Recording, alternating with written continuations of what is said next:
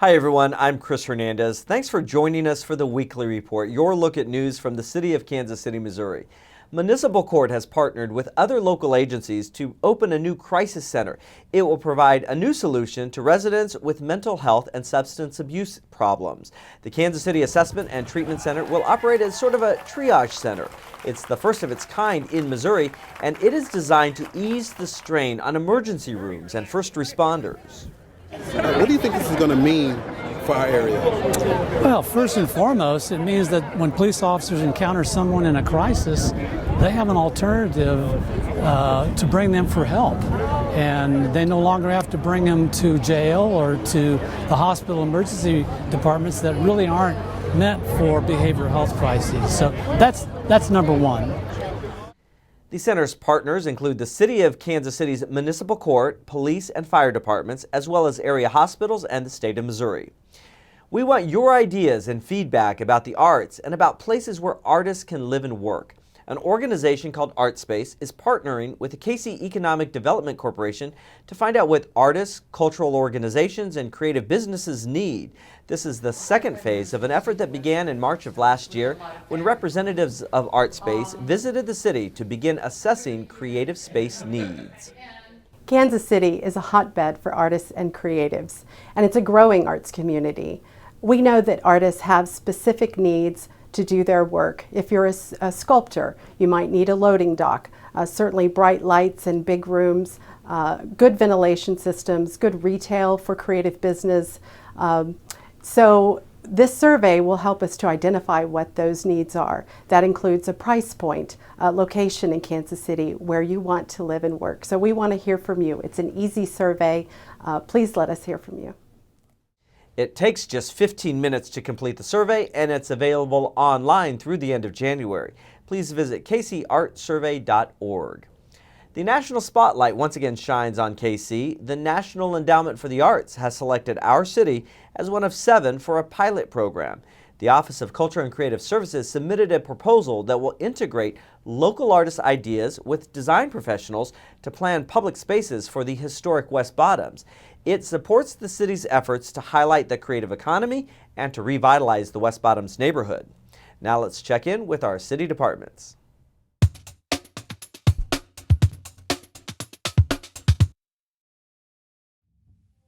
Water. You find it here and here and here. It's a part of almost every moment of every day. We drink it, we play in it, we clean with it. But above all, we count on it. We count on our water to be clean and available. And for over 500,000 people, that is what the men and women of KC Water ensure. Working day and night, rain and shine, engaging with customers, and working together to provide clean and efficient water services. Water that is diligently collected, carefully processed, and tested to exceed EPA standards. Wastewater that is treated daily, ensuring that our community remains healthy and our most essential resource remains clean. And it's all delivered through miles and miles of pipe infrastructure that is carefully managed and strategically updated to increase efficiency and quality in ways that will positively impact generations to come. Generations that will count on the miles of levees and floodwalls that are maintained, the tens of thousands of stormwater inlets and fire hydrants that line our streets, and the individuals operating with a courteous professionalism that ensure customers receive the exceptional service and quick response we all need for minimal disruption to our daily lives. At KC Water, we work tirelessly to find new innovations that are both efficient and ecologically thoughtful, to provide service that is focused and thorough, and above all, water that is safe and exceptional. Because this is our city too. The city of fountains, of champions, a city of growth and revitalization. And in the middle of each step, of each moment, you will find water. And behind that water, you'll find the nearly 900 employees who take pride in this city and the work that they do. Engineers and operators, scientists and service workers, dreamers and doers. A team that reflects the city it serves, that believes in a vision of the future that is practical, valuable, and achievable. An organization that never forgets that making a better tomorrow starts by working harder today. Water.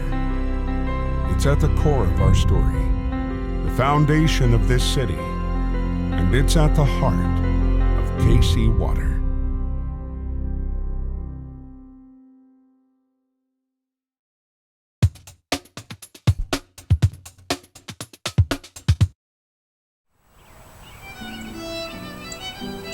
'18th century Baroque composer Johann Sebastian Bach was the inspiration for the founding of Bach Aria Soloists, a local organization that has been around for 17 years and whose current season is supported by the Neighborhood Tourist Development Fund.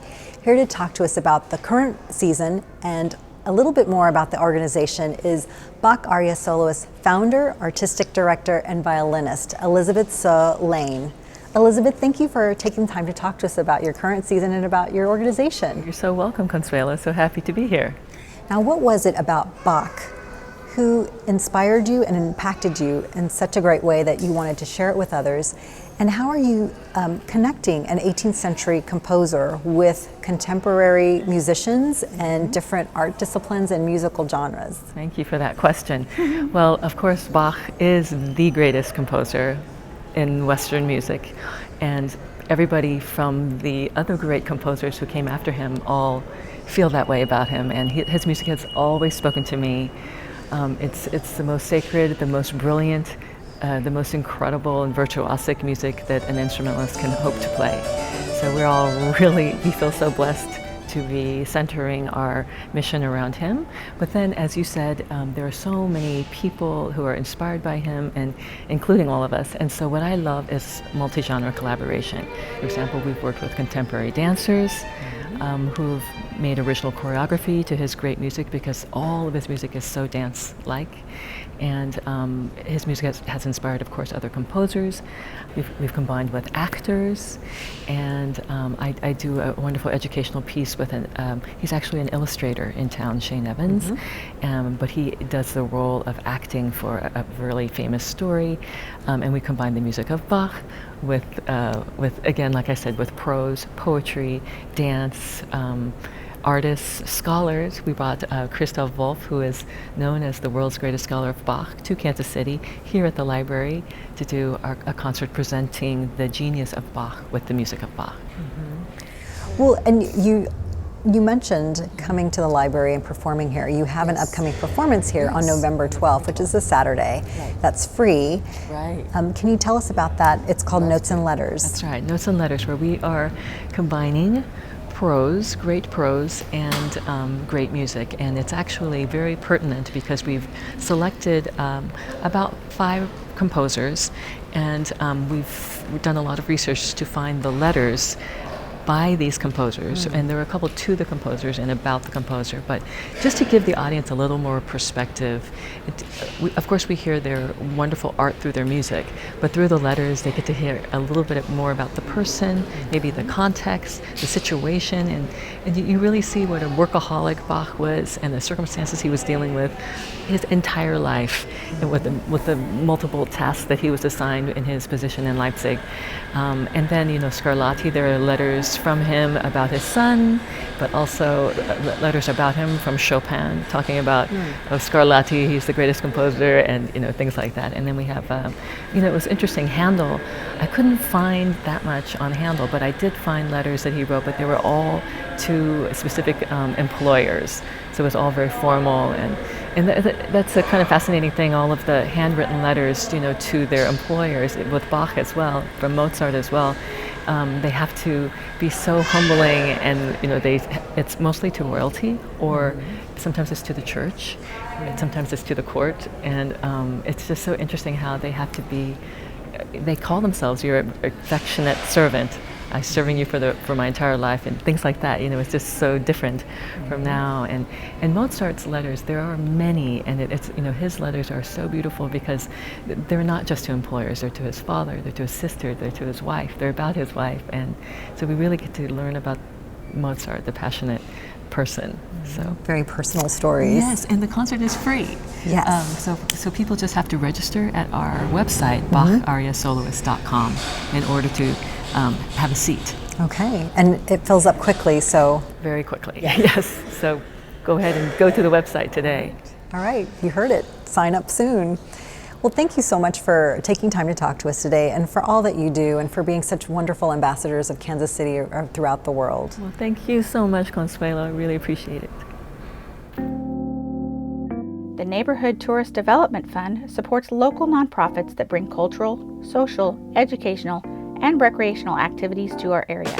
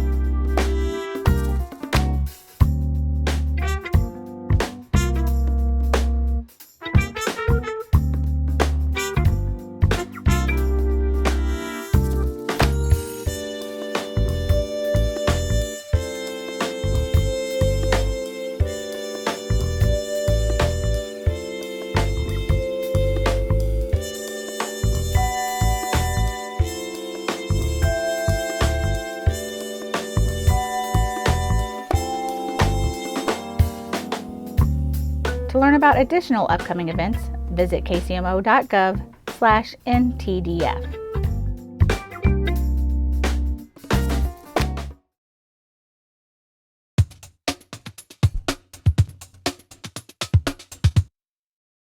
The Kansas City, Missouri Police Department wants to remind you that school is back in session, and that means it's time again to slow down in school zones. Remember, a school zone speed limit is a lower speed limit for an area around a school. We went on a ride-along with Officer Joey Trombino of the North Patrol Division to check out one problem area. Being in the traffic unit, we concentrate our efforts on various parts of the city for various reasons. Some may be sites where fatality may have occurred, construction zones, areas that are listed in our top 20 hazard locations, and last but not least, and in my opinion, one of the most paramount reasons would be the school zones. These are our kids that are going to school there. Some have to walk home. Not everybody's being picked up. This to me would be one of the most important reasons to be in a particular area to conduct traffic enforcement. Children are generally carefree and are often oblivious to their surroundings. It only takes a second for a child to run out in front of your vehicle, and if you're speeding, you may not have enough time to react. On this day, KCPD was responding to a citizen concern about speeding traffic around West Englewood Elementary School. A citizen had contacted the traffic unit and had asked that we monitor the flow of traffic here. He was concerned about folks speeding during the school hours when it comes in, when it lets in and lets out. I've had speeds north of 50 miles per hour, so it was substantiated, and again, it's very, very active in all three instances that I've been here. Speeding through a school zone can get you a pretty hefty fine and increase your insurance premium and put points on your driver's license. Officer Trombino says generally most people are remorseful when they're stopped. Yeah, speeding tickets are considered hazardous moving tickets, and when you compound the fact that it's a school zone, that makes it a little bit worse. And before they assess fines or points, they basically look at your driving record. So if you've got an extensive record, it'll have a direct impact on what the fine would be. Well, I explained to them why it is I'm stopping, and I explained to them that it is the school zone. And typically speaking, folks don't really argue about it being stopped in a school zone. There are children being let off or picked up. That would not be, this isn't one of those instances in which you're going to really get any type of an argument from the motorist. School zone signs are usually posted in 2 places near a school and stipulate hours of enforcement. Over 3 days of stops, KCPD issued 43 tickets for speeding. In the mornings, they'll be set from about 6:30 to 8:30 as the children are being dropped off. In the afternoon, the sign will indicate that the hours are between 3 and 5. So when it's 35 miles an hour when it's not between those hours. The signs are placed such that it gives the motorists plenty of notice so that they should be at 25 well before they get to the school zone. Also, if you are driving behind or approaching a school bus that is about to stop, do not try to pass the bus. Children may run into the street to either get on or leave the bus, so traffic must stop in both directions. Do not proceed until the bus driver has deactivated its flashing lights. Even then, proceed with caution. I'm Sergeant Matt Fisher. Have a safe week. The Jazz at the Gem series continues with Kansas City's own Bobby Watson and the American Jazz Orchestra. Experience the smooth sounds of this 18-piece orchestra with vocalist Ernie Andrews on Saturday, November 19th at 8 p.m. For tickets, call 474-6262 or go to Ticketmaster.com. The city's fall curbside leaf and brush pickup is underway with collection in the North Zone the week of November 14th through 19th. Then, if you missed the first round of pickups in your area or you have more leaves, we'll have a second phase of collection, and that starts soon. The North Zone pickup begins the week of November 30th. Second collection in the South Zone runs the week of December 7th, and Central Zone collection starts December 14th. Remember, you may leave up to 20 bags or bundles of leaves and brush at the curb on your regular trash day. The city's leaf and brush drop-off sites are also now open. The sites are located at 11660 North Main, 1815 North Shoto Trafficway, and 10301 Raytown Road. Drop-off is free to residents on Saturdays with identification. For more information about leaf and brush, visit kcmo.gov and search leaf and brush. Due to the Veterans Day holiday on Friday, November 11th, trash pickup for residents whose regular trash day is on that Friday will have their trash picked up the next day on Saturday, November 12th. That does it for this edition of the Weekly Report. To view this program again or other Channel 2 videos, just go to kcmo.gov and search Channel 2. That page has a link to our YouTube channel and you can view our programs on demand. Thanks for watching. I'm Chris Hernandez. Have a great week.